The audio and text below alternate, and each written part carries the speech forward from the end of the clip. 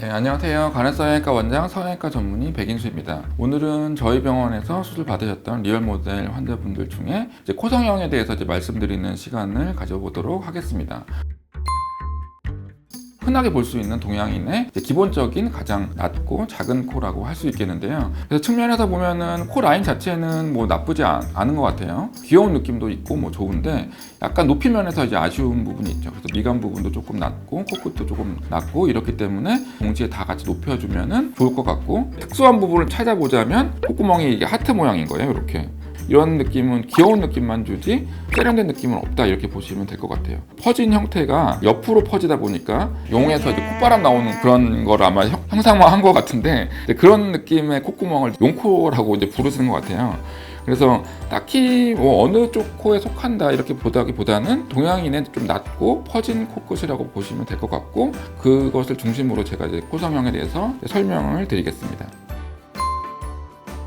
코를 구성하는 연골 구조 중에 콧날개 연골이라고 하는 연골이 있어요. 지붕처럼 생긴 연골인데 이것의 형태가 콧구멍의 형태를 결정하게 됩니다. 그래서 동양인의 콧날개 연골 같은 경우는 작고 옆으로 퍼진 형태가 많아요. 이것을 교정해주기 위해서는 콧날개 연골 자체를 예쁘게 만들어줘야 되는데 연골 재료들이 필요하겠죠. 코 안쪽에 있는 연골을 채취를 해서 코끝을 높여주는 그런 작업을 하게 됩니다. 비중격 연골이라고 하는 연골이 있는데요. 콧구멍 사이에 있는 그 막을 형성하는 연골이라고 보시면 돼요. 그래서 콧구멍 안쪽을 이렇게 손가락을 넣어서 만져보면은 만져지는 연골이 바로 비중격 연골이고, 코의 크기하고 비례를 하게 됩니다. 비중격을 전체를 다 채취를 해버리게 되면 코가 무너지잖아요. 그렇기 때문에 남겨둬야 되는 부분이 꼭 있습니다. L스트럿이라고 하는데 이렇게 L자 형태의 비중격은 남겨둬야 돼요. 그래서 위쪽 부분은 1.5에서 2cm 정도, 그리고 아래쪽에도 1.5에서 2cm 정도는 남겨두고 나머지 부분에서 채취를 해야 됩니다. 그러다 보니까 채취할 수 있는 비중격의 양이 아무래도 작아질 수밖에 없겠죠. 그래서 연골 재료가 부족한 그런 상황에 놓이게 되고요. 그것을 보완하기 위해서 귀연골을 채취를 해서 부족한 부분을 보완해주는 수술을 하게 됩니다. 그래서 코끝을 비중격 귀연골로 높이고 밸런스를 맞춰서 실리콘 보형물을 넣어주게 됩니다. 그래서 비중격은 지지대를 사용하기에 좋은 연골이기 때문에 기존에 있던 비중격 연골에다가 채취된 연골을 옮겨줘서 여기다가 붙여주는 작업, 이게 바로 비중격 연장 이식이라고 하고, 코끝의 높이, 길이 등을 조절하게 됩니다. 코의 길이가 짧은 경우에는 길어지는 형태로 붙이게 되고, 그러면 코가 길어지게 되겠죠. 이렇게 아래쪽으로 붙여주니까. 근데 만약에 코가 너무 길다 그러면 반대로 길었던 게 좀 짧아지는 이런 형태로 되겠죠. 근데 만약에 동양인의 기본적인 코처럼 높이도 낮고 길이도 조금 짧은 그런 코라면 45도 방향으로 연장을 해주게 되죠. 이렇게 되면 코끝의 지지가 길어지고 높아지는 방향으로 연장이 돼서 코끝의 모양이 좋아지게 됩니다. 비중격 연골만으로는 항상 연골이 부족하기 때문에 귀연골을 채취를 하게 되는데, 보통의 경우는 귀의 뒤쪽을 절개를 하는 것이 흉터 부분에서 조금 더 유리하기 때문에 귀 뒤쪽에서 절개를 해서 연골을 채취를 하게 됩니다.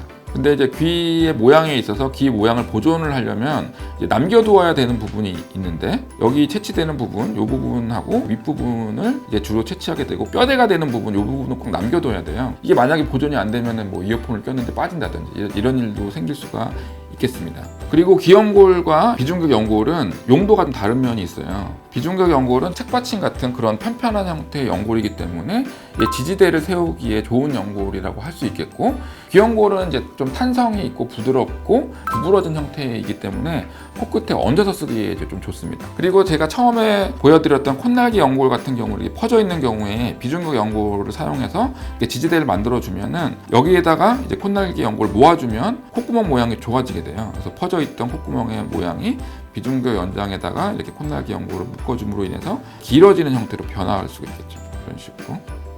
그래서 콧구멍 모양이 좋아진다. 근데 비중격 연장만으로 너무 코끝을 높이게 됐을 때는 코끝이 너무 딱딱해지고 그런 단점이 있기도 하고, 비중격 연골 자체가 부족한 면도 있기도 하기 때문에 귀연골을 채취해서 부가적으로 얹어주는 방식을 귀연골의 온레이 그라프트 중첩 이식이라고 합니다. 그리고 이렇게 코끝을 높인 상태에서 실리콘 보형물이 들어가게 되는데 4mm 정도의 높이를 사용을 했습니다. 동양인에서 이 정도 높이를 높이는 분이 가장 많다라고 보시면 될 것 같아요.